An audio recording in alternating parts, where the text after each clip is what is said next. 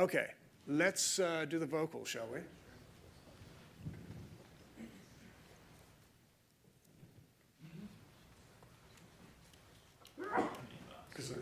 Yes, this is the main vocal, and there it is, without EQ.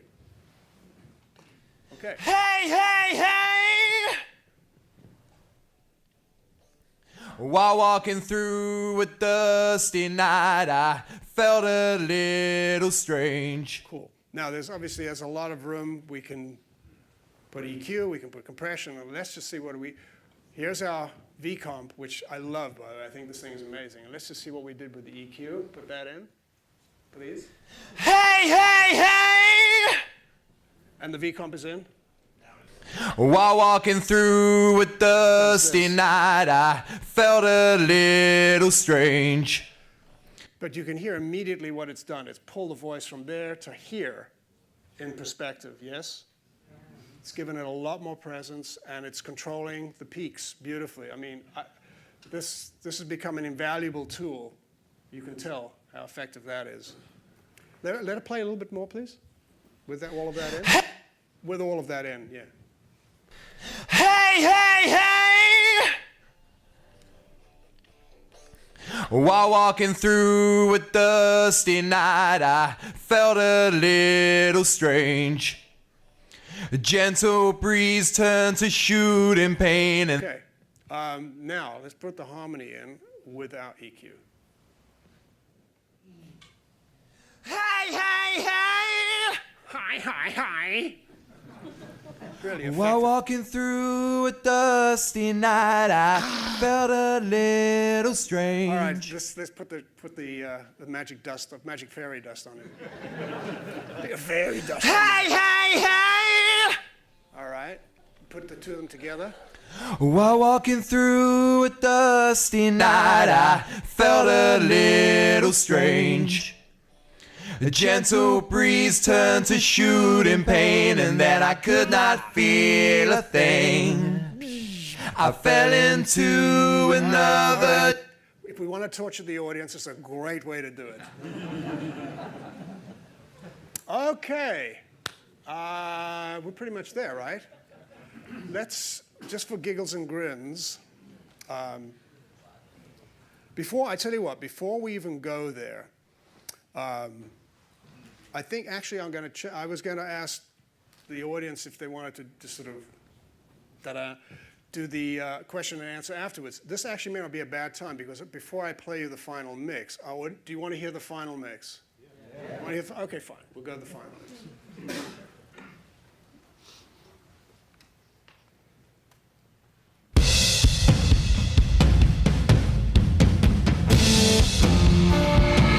Hey, hey, hey.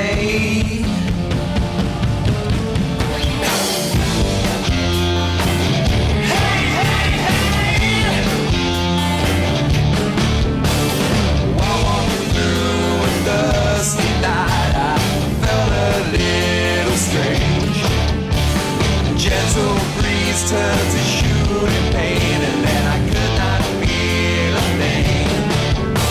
I fell into another journey, an even darker place.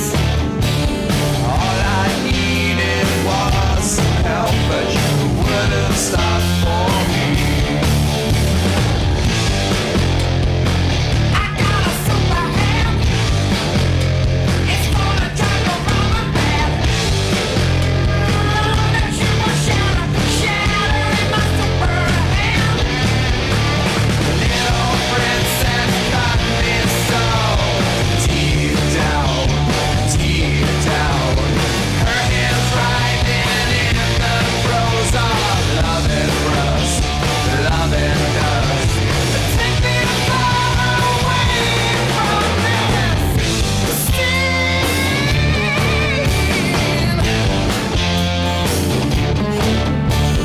Lying there looking so strange, and I'm trying to find a space. It's faded. Oh, I was going to ask you to fade it down. Oh, it was a bit sudden. So you're going to get the idea.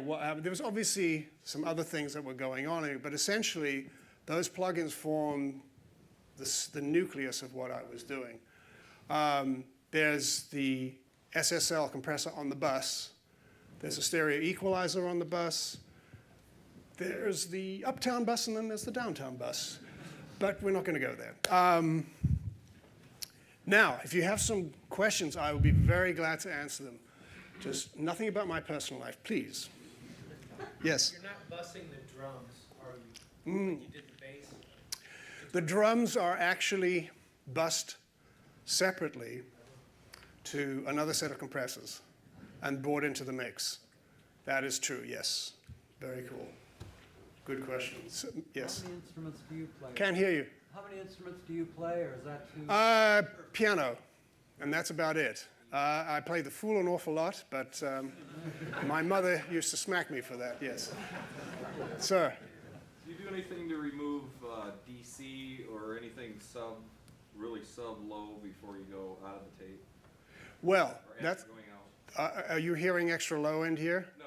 Oh, okay, good, because we thought maybe we were, this room being that new and the subs being up there, I'm not totally sure that that's where they should be, but that's my own personal opinion. I felt that, actually when you stand here, I hear the sub quite nicely, but when you get back there, it starts to get thin because we try to thin it out a bit. I meant usually when you go into digital, a lot of times you'll see they'll take stuff into WaveLab, and the first thing you do is take DC out and take out and maybe normalize it. There's nothing about me that's normal, my friend. I hate removing stuff. If I don't have to remove it, I won't. If it gets in the way of the mix, yes, I will. But normally, I just let it ride. One of the things I have to just say is that if it's a mistake and it sounds good, leave it in, please. I mean, you hear that Zeppelin song, Whole Lotta Love. That is the biggest mistake anyone ever made. And I left it in. And Jimmy Page and I looked at each other because we hear this vocal that's breaking through on one of the tracks, and we can't get rid of it. Wow. And he looked at me, I looked at him, he said, reverb, bam, and that was it. And it's a mistake. It's not supposed to be there. So who knew? It's actually the track next to track 7. It was track 8, and it was breaking through, and I couldn't get rid of it, so we just said. It was recorded hot, and the fader itself wouldn't. Don't ask. You know what I'm saying. Yes, sir, in the back. What did you do to that vocal to bring it right up there in your face? Well, Mr. Simon, if you'd be so kind. There it is. That's the baby right there. Okay, but it's kind of hard to see from here. Oh, could you explain, please, Scott? Sure. Hey, he has a mic. Hey, Hey!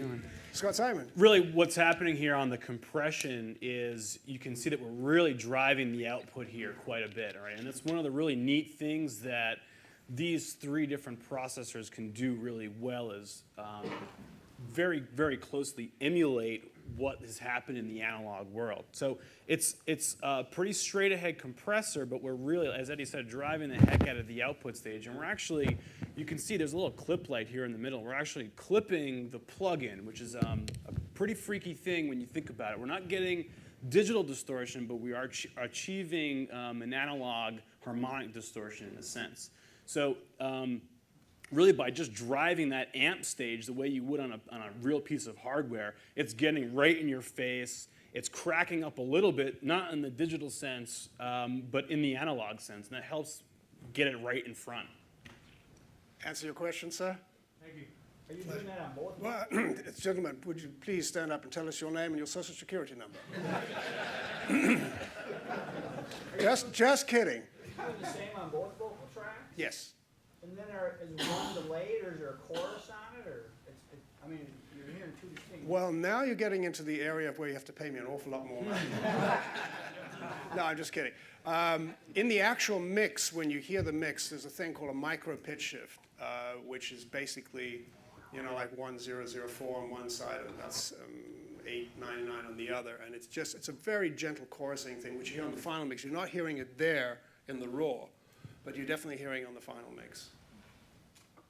Yes, sir. Did you have some kind of a pre-verb at the very beginning? Oh, you mean the backward stuff? Yeah, did you just do that by, I do it by bouncing it to another track and then reversing it and putting reverb on it? Yeah, precisely that. I mean, there are other ways. I mean, there's a sort of laborious analog way of doing it and recording another track and flipping the tape and all of that. But you can do it so easily in digital right now. So yes, that's what that is. The cool thing about the Pro Tools is it's a wonderful editing tool, and you can just take that vocal and just find the precise point where you want it to go, yeah. But what we also did in addition to that, I took that piece of vocal and printed from the send, echo send, into reverb and then reverse the reverb as well. So you're getting reverse reverb and reverse vocal. Ah, dear. Yes, sir. You recorded Woodstock and lost 10 hours worth of music? No. That's Did anybody in the back hear what he just said? I didn't lose it. Well, just because I was up for 3 days and 3 nights and had a vitamin B12 shot in my bum. No, I didn't take any drugs there. I didn't, I swear not. You had to take them there. They were there when you got there. No, actually, not. Believe it or not, that's the reason I was hired. It was because I was always a straight guy. I never took drugs while I was working, ever, honestly. I was injured. I did once, and then I found myself collapsed over the board, and I said, never again. What, the guy carrying the can had the drugs? No, but no, it's not so much, here's the deal. You imagine that you have, how many, 6, 7 cameras, and all that footage. Obviously, the movie has been edited, and what the director thought at the time was the correct and the appropriate shots and the best performances. Fair enough. But what was left out was all this other stuff where, and I can tell you this for a fact, we mentioned it very briefly, was the fact that, I'll get you in a second, was the fact that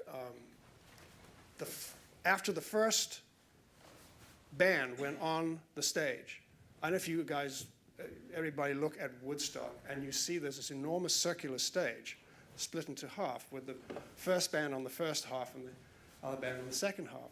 And there were wheels underneath, and the idea was that the first band would finish and turn it around, there's the next band. They tried to turn it after the first band, and all the wheels fell off. So it just sat there. That gives you an indication of some of the problems we had. There was no communication between myself, which I was behind the stage in the truck, and we would do this. That's what we would do because there was just no communication. So essentially, the first song in every band was a throwaway. But today, I can fix that. That's what we're finding. And not only that, we're finding just stuff that was considered not cool, but now it is. So that's what, yes, in answer to your question, yes, young man here. Yeah. Do you have the Stand up, please. Everybody wants to hear your lovely dulcet tones. is the bass drum sitting below the bass guitar, or do you have In what sense? as far as like frequencies are concerned, like do you have more of the bass in the bass drum, or do you have more of the bass in the bass guitar? Are you referring to the mix or the actual recording? In the mix. In the mix. Excuse me. Usually when I start, obviously with the bass drum is a good place to start, but quite often I'll put the bass drum up in its natural state, put the bass guitar against it and say, okay, I see what I have to do here. And I'll kill the bass guitar, knowing that the bass guitar is up in the, say, 200 cycle region, and that the foot, well, I do something very specific with the bass drum when I record it. I actually altered the tone of the bass drum shell itself, but I can't tell you that because, once again, it's suicide pact. But essentially, there are 3 microphones on the bass drum, 2 inside and 1 outside. And I want to get a lot of smack from the bass drum.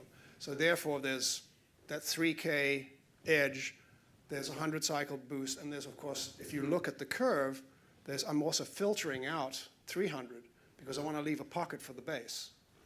And that's what we do. We look at it from the point of view of, here's a bass drum, we want it to have front edge, but we also want it to have bottom end. But we want to leave a hole, we want to carve a hole for the bass guitar to come through, and that's how we do it. Gentleman in the back there. Oh, no, excuse me 1 second. He's putting his hand up and he's sort of about withering away here. Can I just give you one of my CDs? Save it for afterwards, I promise you. All right. Yes, sir. Yeah, when you record a band together, and you have the bleed from, drums over into the guitar mic or vocal mic, how do you handle that? You let it go? I kill the drummer first. Yeah. No.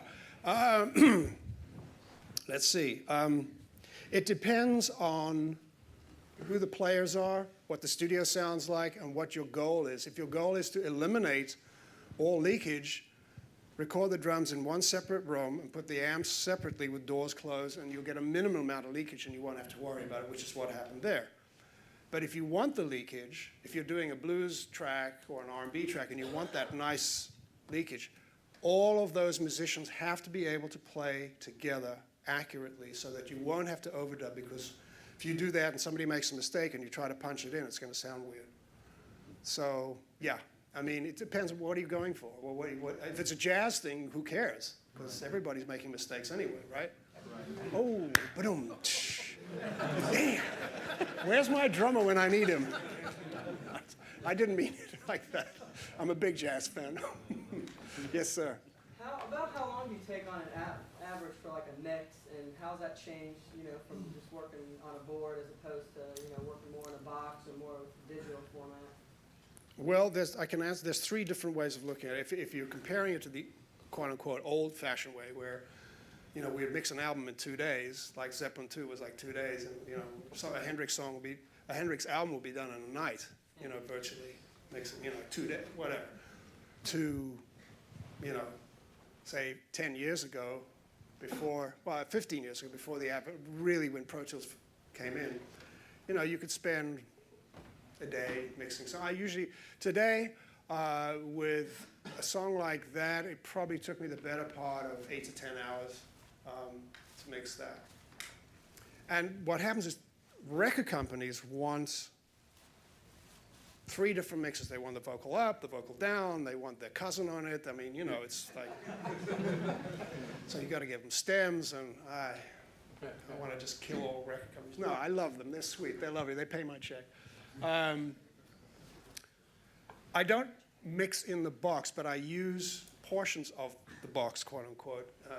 You can see what I'm doing now. I'm using Waves plugins, much more than I ever used to, because it facilitates what I'm doing.